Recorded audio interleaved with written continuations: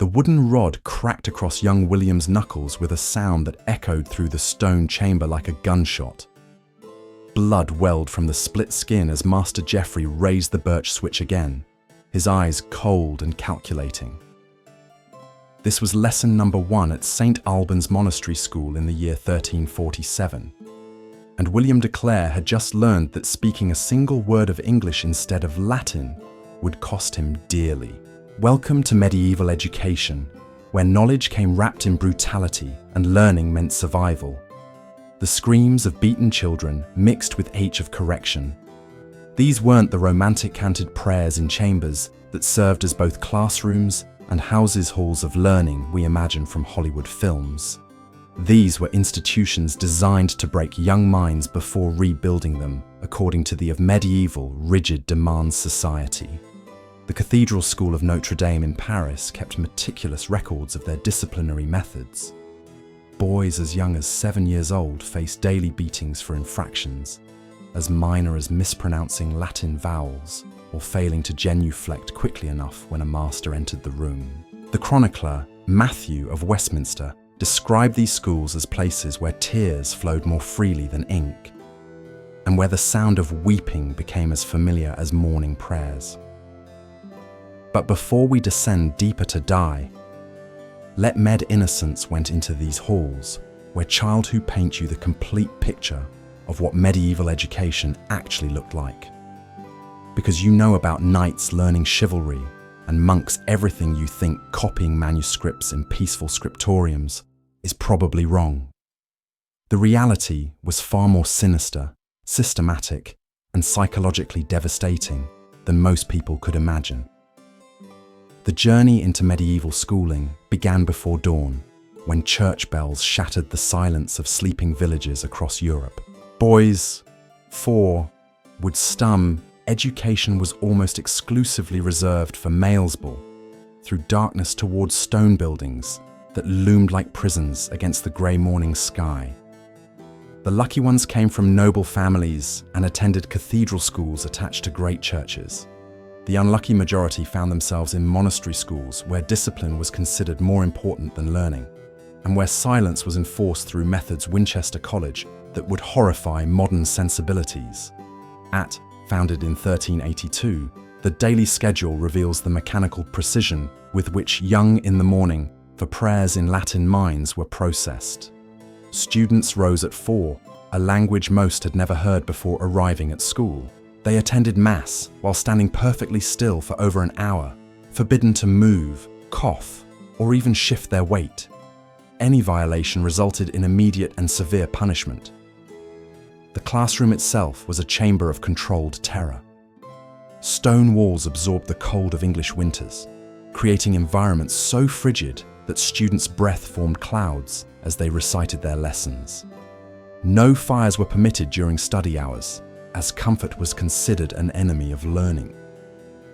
Master Peter of Blois, writing in the 12th century, described the ideal educational environment as one where physical discomfort sharpened mental focus and where luxury of any kind corrupted the learning process. Seating arrangements followed strict hierarchical rules that reflected medieval society's obsession with social order.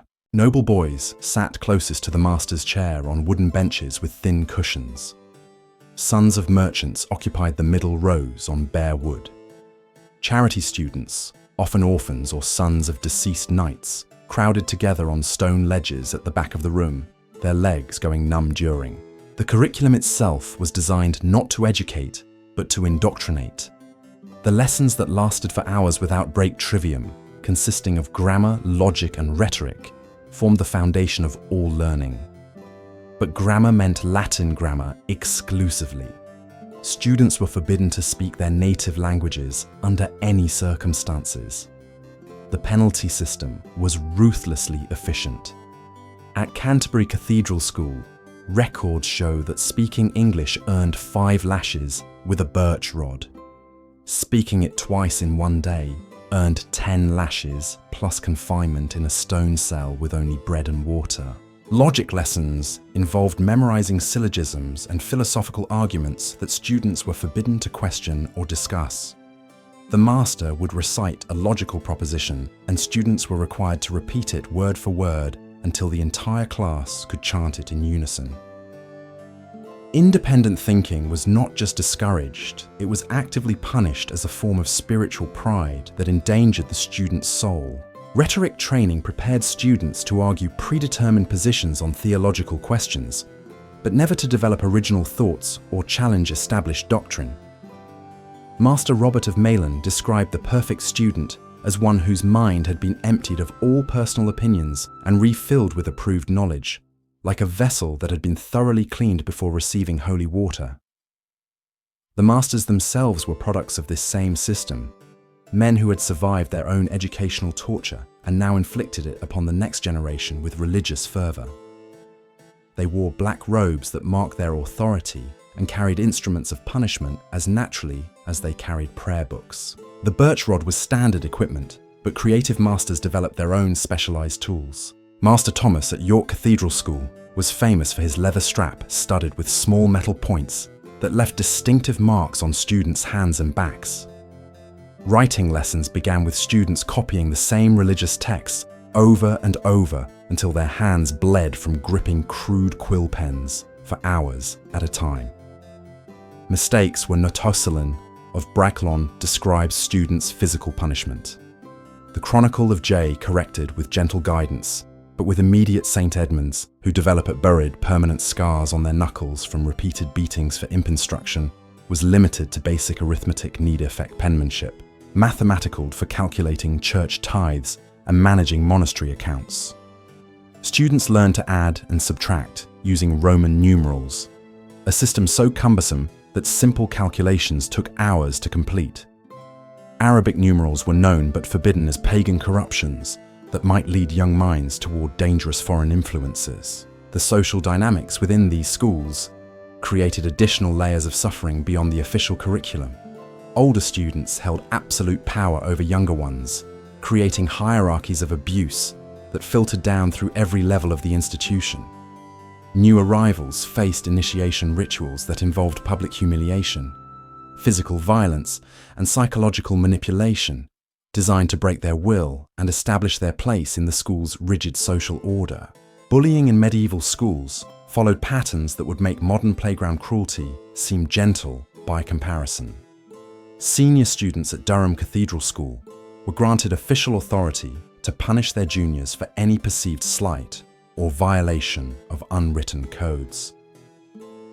These older boys, typically aged 14 to 16, had endured years of systematic abuse themselves and now wielded that pain like a weapon against newcomers.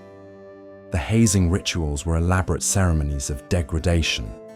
New students at Winchester were forced to clean the latrines with their bare hands, while older boys urinated on them.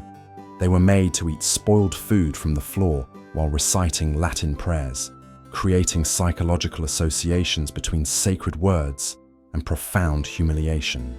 At Canterbury, first-year students were stripped naked and forced to run through corridors lined with older boys wielding switches, their bodies becoming canvases of welts and cuts that marked them as the lowest members of the school hierarchy. Sleep brought no respite from suffering. Dormitories were vast stone chambers where dozens of students slept on straw pallets that crawled with lice and fleas. The Chronicle of Crowland Abbey describes sleeping arrangements where younger boys were deliberately placed near older students who would wake them throughout the night with kicks and punches, ensuring that exhaustion became another tool of control. Beds were assigned based on social status, with noble children sleeping closer to whatever meager heat sources existed, while charity students shivered near the walls where dampness seeped through ancient stones. Windows were mere slits in the masonry, providing no protection from winter winds that howled through the chambers like the voices of tormented spirits. The food served in medieval schools was designed not for nutrition, but for discipline. Meals were opportunities to reinforce social hierarchies and practice deprivation as a spiritual exercise. At Eton College, students received one meal per day, consisting of bread so hard it had to be soaked in water before eating.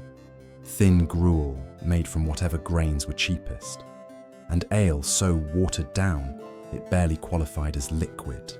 Masters deliberately served meals at irregular intervals to prevent students from anticipating comfort or developing expectations of regular sustenance. Sometimes meals were skipped entirely as collective punishment for minor infractions by individual students. The communal nature of this punishment was intentional, designed to turn students against each other and prevent the formation of bonds that might threaten institutional authority. Table manners were enforced with the same brutality as academic lessons. Students who reached for food before grace was completed faced immediate beating. Those who chewed too loudly, spilled even drops of liquid, or failed to finish every morsel on their wooden bowls were subjected to public humiliation and physical punishment that served as entertainment for masters who watched these displays with evident satisfaction. The psychological warfare extended into every aspect of daily life. Students were forbidden from forming friendships or speaking to each other outside of formal academic exercises. Letters from home were read aloud by masters who would mock any expressions of affection or concern from parents, systematically severing emotional connections that might provide comfort or hope.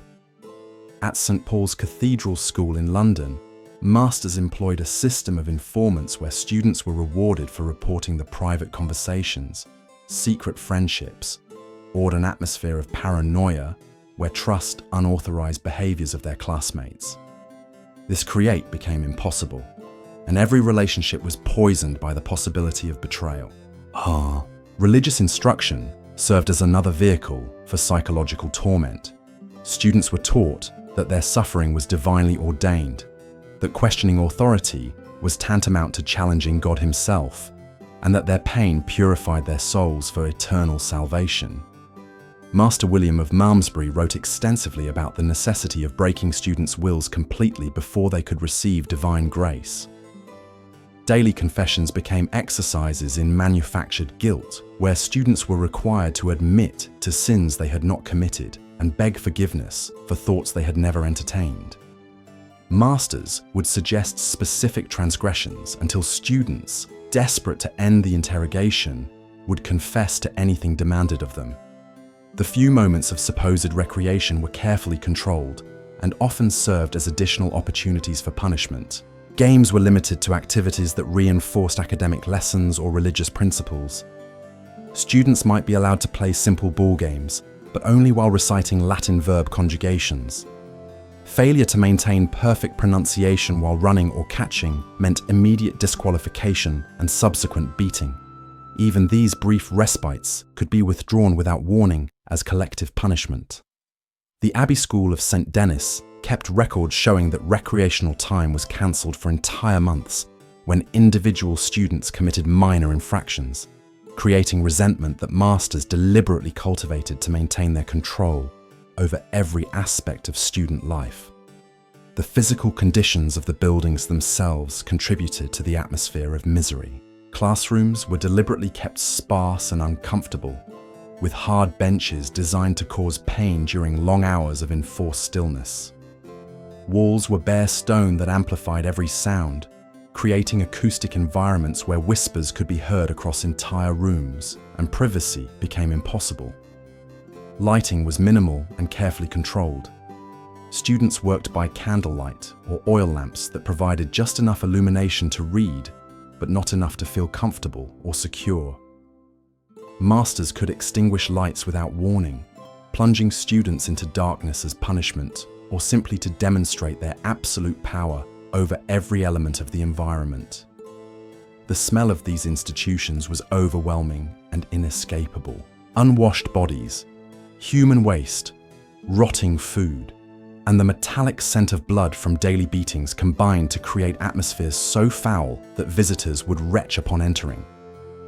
Yet students were forbidden from acknowledging discomfort or showing any reaction to conditions that would have been considered torture in any other context. These stone chambers beneath Europe's greatest cathedrals and monasteries were not schools in any sense we would recognize today.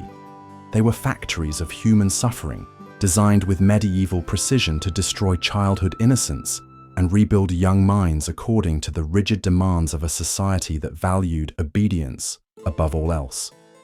From the frozen dormitories of Winchester to the punishment cells of Canterbury, these institutions represented humanity's capacity for systematic cruelty disguised as education.